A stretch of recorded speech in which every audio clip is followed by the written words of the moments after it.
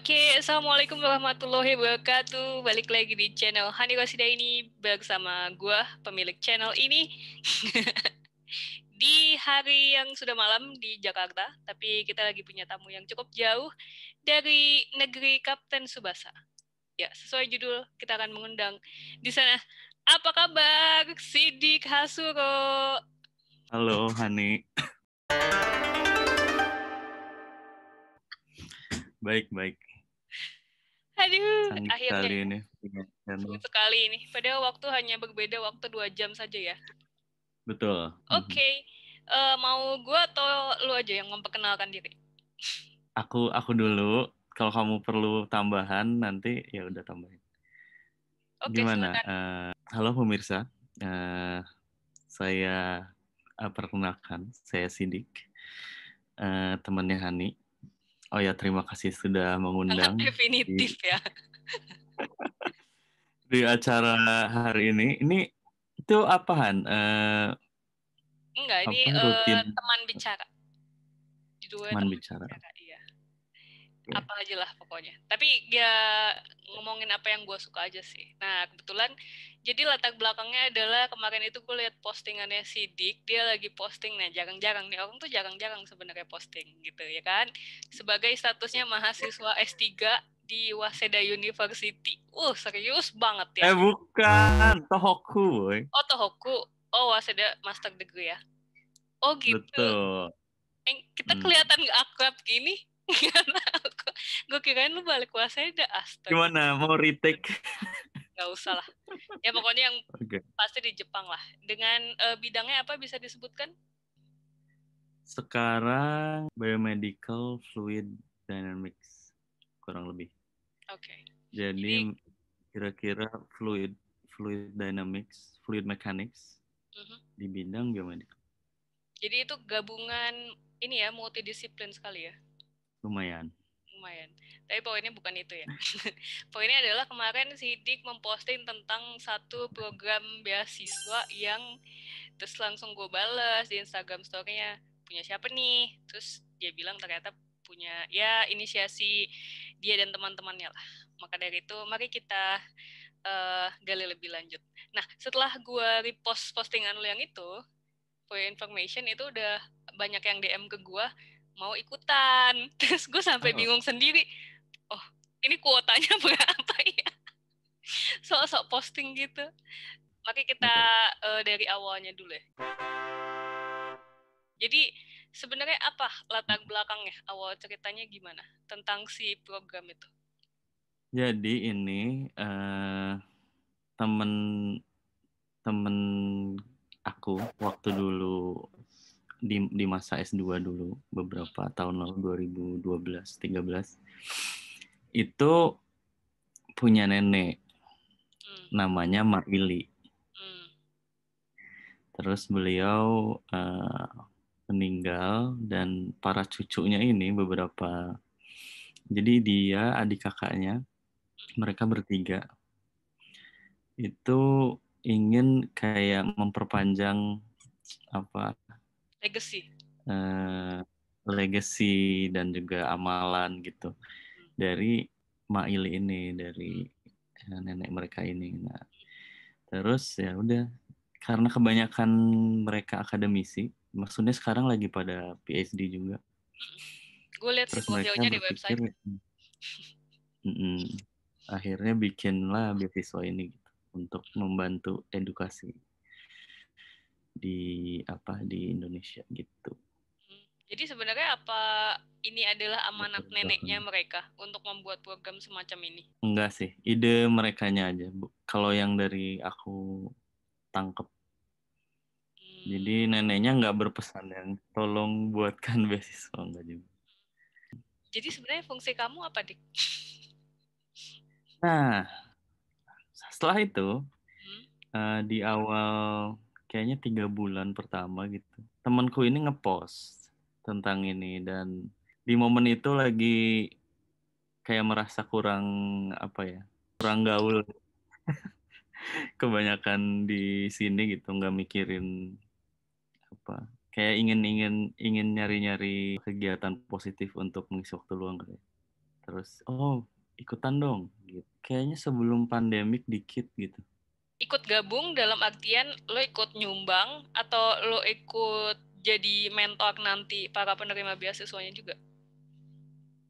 Dua-duanya. Mungkin karena mereka ini kali ya, keluarga yang bisa dibilang privilege lah. Merasa Maksudnya? diberkahi dengan pendidikan yang baik gitu. Yes. Soalnya Ini bertiga, tiga-tiganya ada di Jerman, kuliah di berbagai institusi. Yang satu udah lulus. kebetulan gue juga bikin beasiswa sih, program beasiswa. Tapi Ah. buat keluarga sendiri. Jadi syarat beasiswa gue mah gampang, yang penting keluarga gue. Cuman berasa karena kan keluarga kita, keluarga besar juga kan nggak semuanya ini ya berkecukupan misalnya. Tapi sebagai orang yang mungkin privilege, bisa mencicipi pendidikan entah bagaimana caranya gitu, merasa bahwa ternyata pendidikan tuh benar-benar bisa mengubah hidup kita gitu, ya nggak? Jadi akhirnya gue pikir kalau kita mau bantu keluarga yang lain, salah satu caranya adalah lewat pendidikan, membantu anak-anaknya ini agar bisa dapat pendidikan yang lebih baik gitu, yang hopefully bisa membantu keluarga mereka secara keseluruhannya, nggak? Betul. Nah, kalau gue mikirnya kalau daripada gue bikin beasiswa yang gede-gede, ya udahlah mulai dari lingkungan sekitar kan, dari keluarga. Nah, ini gimana bisa sampai mereka berpikir untuk berkontribusi di luar internal mereka sendiri gitu. Termasuk sih. Jadi idenya emang itu meskipun nggak dibilang keluarga gitu, tapi pada awalnya ini kan batch 3 ya. Waktu batch pertama tuh setahu aku kerabat. Jadi kalaupun bukan keluarga, yang sepupunya misal gitu, atau masih temennya dari keluarga gitu. Baru yang ketiga ini aja bener-bener mulai publik banget kayaknya ya. Ada IG-nya gitu-gitu. Sampai yang nomor 2 itu baru circle masing-masing nyebarin gitu. Terus ada beberapa yang emang keluarga juga gitu. Kayak misal mungkin 20%-nya kali ya. Apa kerabat dapat privilege khusus untuk lolos lebih cepat? Enggak sih. Cuma privilege-nya ya mereka dapat info banget gitu dibanding yang kan kalau ini kebetulan Hani lihat, kebetulan dibikin channel ini misal. Jadi kalau kamu sendiri ngisi kegiatan aja, lu gabut banget apa? Ya. Enggak, cuma ya itu kali ya kontribusi kayak apalagi gitu yang bisa. Dan kebetulan sebagai pengajar juga merasa edukasi itu cukup penting ya sih. Oh iya, for your information, Sidik ini kan tim pengajar juga ya. Tim pengajar. Ya kan, lu salah seorang pendidik yang bertanggung jawab atas bibit-bibit masa depan bangsa kan. Semoga. Apa Dik, lu ngajar di mana Dik? Di ITB. Ngajar apa? Teknik biomedis. Jadi sebenarnya program beasiswa ini detailnya seperti apa Dik? Jadi ada 3 kali ya kalau dikategoriin. 1 bantuan uang bulanan itu. 2 ada kelas online. Isinya pelajaran bahasa, sains, sama matematika. Dan ini technically nggak hanya untuk mereka yang tergabung di beasiswa ini sih. Jadi siapapun yang mau ikutan tuh bisa juga. Ini jadi kayak les gratis gitu. Iya gitu. Ada matematika, kimia gitu. Bahasanya bahasa Inggris, bahasa Jepang, bahasa Jerman. Bahasa Inggris ada, Jerman ada, French. Kalau Jepang belum kalau nggak salah. Google.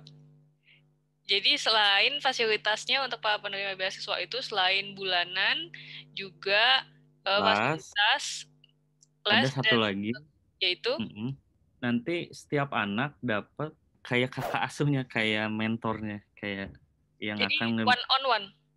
Satu tutor, satu komunikasi. mentor, satu menti. Satu menti dapat 2 mentor. Wow.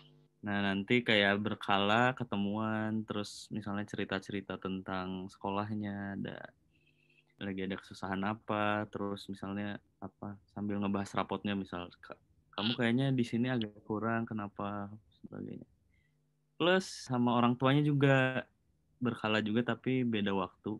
Wadaw, oke. Untuk misal ini apa, anaknya gimana Bu, misal ingin lanjut kemana, terus ada bingung apa, ternyata banyak kayak kurang jalur info mungkin ya para orang tua ini, jadi suka bingung, misal nggak tahu deadline submit kampus mana, nggak tahu tata caranya misal. Biasanya anaknya sih ya yang lebih tahu. Ya mungkin salah satu efek dari apa ya, dari posisi underprivileged tadi yang Hani bilang, kayak yang nggak, kebanyakan orang tuanya nggak yang Nggak well informed. ya nggak punya profesi di circle yang bisa bikin mereka dapat banyak info lah. Jadi agak perlu juga ini apa, konsultasi sama orang tuanya gitu. Berdasarkan batch-batch sebelumnya ya. Yes. Yang jadi mentor ini apakah terbatas kalian berempat gitu? Oh enggak, 3 orang tadi tuh yang mendirikannya kan. Tapi misalnya yang paling tuanya istrinya ikutan, yang paling muda suaminya ikutan. Terus mereka punya komunitas juga kan di Jerman tuh, rame-rame kayak kerabat sekitarnya gitu. Ikut bantu juga. Terus ada yang dengar kabar baru masuk nih di batch 3 ini 2 orang lagi. Kayak ada yang tinggal di Belanda gitu, sama satu lagi di Jakarta kalau. Jadi kemungkinan ini akan terus membesar sih, kemungkinan. Jadi kira-kira udah beberapa belas orang yang jadi mentor-mentor ini. Tapi berarti kemungkinan besar proses mentorship-nya online ya? So far ya. Tapi kenapa kalian akhirnya targetnya ke anak SMP SMA? Pernah ada anak SD kok yang daftar, tapi kelas 6 sih. Jadi tapi kok dia bisa ya, dapat mungkin infonya sampai daftar gitu? lupa dia dapat dari mana ya. Babaturan Tapi sama keluarga mungkin. kayaknya mah. Mungkin. Tapi mungkin karena ini momen apa ya yang cukup membentuk kali ya. Jadi kalau udah kuliah kayak udah mungkin nantinya mungkin, tapi kayak lebih bingung untuk ngarahin lagi gitu. Kayak udah tinggal lulus, habis itu mungkin kerja kali. Maksudnya kalau SMP SMA tuh masih lebih bingung mungkin gitu kali ya. Dalam arah gitu. Soalnya ya ternyata gitu, ternyata pada bingung orang tuh. Bahkan sesimpel ada anak SMK misal, mau kerja apa kuliah gitu. Sebagai beberapa mentor mikir sebagai apa ya, yang udah kuliah jauh gitu. Kayak ya at least S1 lah ya nggak sih? Di kepala kami nih. Padahal sebagai anak SMK yang exposure dari lingkungannya tuh kebanyakan kerja atau banyak yang kerja, itu jadinya aneh kuliah tuh gitu. Kita kebalik loh.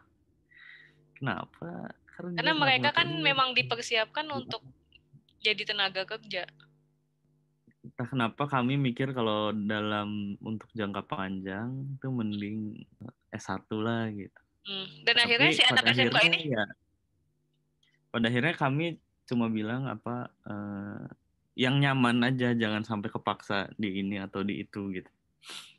Terus so far akhirnya dia mau milih kerja aja kayaknya, tapi jadinya ya udah kami konsulnya, ya udah sekarang kalau mau kerja ya beneran cari tempat kerja yang oke gitu, dibantu nyari perusahaan-perusahaan berpotensi caranya, dan dia beneran yang dia bayangin kerja teh beneran itu emang kayak gitu di perusahaan tersebut gitu. Misal kan kadang dia mikir mau kerja kan anak SMA nih, anak SMK, bayangin umurnya.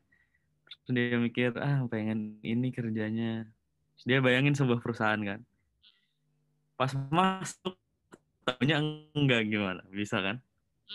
Malah jadi itu salah satu contoh yang dibantu di poin ini gitu. Ya mereka masih banyak no clue sih memang. Nah, Mm-mm. untuk Dan no clue merekanya, plus untuk berbagai level sosial orang tuanya juga no clue. Jadi kan mereka ada di bubble yang no info gitu tentang edukasi yang better mungkin, generally better gitu. Ya nggak sih? Dan iya, kalau kita kadang beri info nanti bisa keluar dari bubble ini. iya, mungkin kalau kita kan karena kita agak bias ya. Kita menganggap bahwa Ya. dunia tuh udah semua terkoneksi, ada internet. Sebenarnya kan informasi yang kita dapat mereka juga bisa dapat gitu. Tapi mungkin informasi yang mereka akses memang beda dengan kita. Jadi kadang-kadang Iya, gap-nya tuh ternyata. berasa banget. Dan kita terbiasa hidup di dunia yang orangnya gitu semua, kayaknya ngerti info lah gampang gitu. Jadi sebenarnya Padahal kita pun enggak, hidup ada di hal dalam lain bubble kita juga. gitu. Dan melihat melihat bubble lain kayak gini juga membantu kita jadi lebih open minded ya. Jadi ini Belum. rencananya akan membantu untuk batch yang terbaru ini akan membantu untuk berapa banyak anak? Nah, ini belum ada final number-nya gitu. Masih bisa melar gitu. Jadi kayaknya aplikan yang masuk semuanya bakal dilihat. Terus kalau bagus banget, yang bagus banget banyak, ya mungkin jadi melar gitu. Dan juga kan yang SMA sama SMP kan beda kan jumlah uangnya kan yang bisa dikasih. Nah ini misalnya ternyata yang SMA yang bagusnya lebih banyak dari yang SMP, berarti kan otomatis uangnya kesedot ke yang SMA kan. Mungkin jadinya jauh lebih dikit dibanding kalau yang SMP-nya yang banyak, karena uangnya lebih dikit dibutuhinnya di situ. Kalau boleh tahu sumber dananya dari mana nih? Ternyata alhamdulillahnya banyak donatur gitu, banyak orang baik lah. Termasuk Tapi belum ada sumber yang asalnya kayak sesuatu yang berputar, misal investasi gitu, belum ada. Ya minimal dari founder-founder ini kan. Ya, terus kadang ada yang ngelihat iklannya, tapi bukan apply sebagai siswa gitu, tapi kayak ada orang yang aku mau nyumbang dong gitu. Itu banyak. Iya sih. Aduh, buat orang yang kerja di Jerman bisa lah. Ya kayak ini teh mungkin bagi sebagian orang lihat angkanya, ini mah aku bisa bayarin banyak. Ya bagus bagi mereka yang dapat kan ini gede gitu di skala hidupnya gitu. Sangat membantu. Dan ini programnya kalau misalnya mereka jadi penerima beasiswa untuk berapa bulan? Sampai lulus sebenarnya. Sampai Wadaw. lulus. Dan bahkan kalau SMP ada kemungkinan ya pas dia masuk SMA dilanjutin. Kalau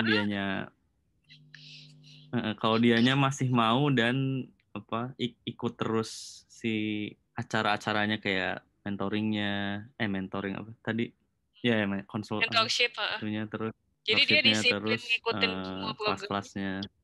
Wow. Dan ini paling muda bisa dari kelas 1 SMP. Iya, Wow. betul. Lumayan sih kalau Jadi ya misalnya 6 tahun lah tuh SMP SMA. wow. Asik ya, 6 tahun. Gue Ya kirain doakan cuma 6 bulan, selalu apa ada sumber. 6 bulan, 1 tahun, ternyata bisa sampai lulus SMA. Oke. Itu gede sih. Ya gede, kalau lihatnya bulanan nggak gede mungkin ya, Tapi kalau lihat continuity-nya kan, ya. dan sebenarnya yang paling mahal itu kan meluangkan waktu ya. Ya. Meluangkan waktu dan effort. Oke, menarik. Jadi, berarti kalian harus sangat selektif dong untuk dapat kandidat yang memang layak gitu. Lumayan. ditanya banyak waktu interviewnya. Gimana belajar sehari-hari, terus kegiatannya apa aja. Itu apa? Maksudnya orang-orang yang bersemangat yang dipilih. Interview. Ditanyanya via interview. Sama ada essay juga. Iya ada sih. essay juga kan ya. Essaynya gue lihat yang rencana 1 tahun ke depan. Gokil sih. Gue ngebayangin kalau gue pas SMP terus disuruh nulis essay rencana 1 tahun ke depan. Ya saya pengen ranking 1 aja gitu tiap 1 bulan. Ranking 1. Kan kebanyakan pada punya kegiatan di luar sekolah kan. Oh iya sih. Memang yang harus mereka punya target di situ, misal taekwondo dapat sabuk apa gitu, yang gitu-gitu. Ini sebenarnya ada salah satu orang yang DM gua, ini lumayan kandidatnya secara profil oke. Mantap. Jadi si anak ini tuh kayaknya SMP, terus tapi dia udah jago coding dan dia bahkan udah sering ngajar orang lain untuk ngoding. Jadi dia udah bikin kelas, bahkan termasuk kelas berbayar. Dan kayaknya dia mau daftar. Oke. Dia udah tahu kan ya caranya apa, webnya gitu? Udah, bapaknya yang DM sih. Oh. Terus aku bilang nanti nonton YouTube aku aja. Iya, alamatnya yang di ilimak.com itu aja. Namanya Zaki.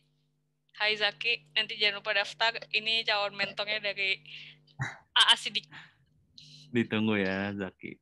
Kalau lihat dari yang sudah berjalan, apa perubahan yang paling terasa dari si anak-anak ini? Lebih terarah dan kan lumayan ada tugas-tugas, terus kelas-kelas, jadi nilai rapotnya naik juga, terus lebih disiplin. Gimana caranya lu bisa ngajarin disiplin via jarak jauh? Jadi guru-guru kelasnya ini lumayan galak kali ya.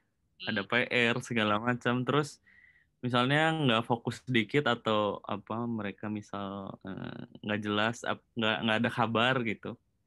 Nanti pas konsul yang sama mentornya itu dibahas kayak kamu kenapa, nanti nggak diperpanjang loh beasiswanya segala macam. Berarti mentor-mentornya lumayan hardcore ya? Yoi, anak-anak SMP, SMA, mentor-mentornya S3 KB. Oke. Ya, tapi ada gap sih, harus diakui ada gap. Dan pastilah. Harus lebih empatik lah. Iyalah. Lu ngajar anak S1 aja belum tentu lu sabar. Ini ngajar anak SMP dong. Iya, jadi kita harus bisa turun dan ada di mindset mereka gitu. Oke, sekian tentang beasiswanya. Untuk yang mau tahu tentang program beasiswanya, itu tadi sekilas infonya.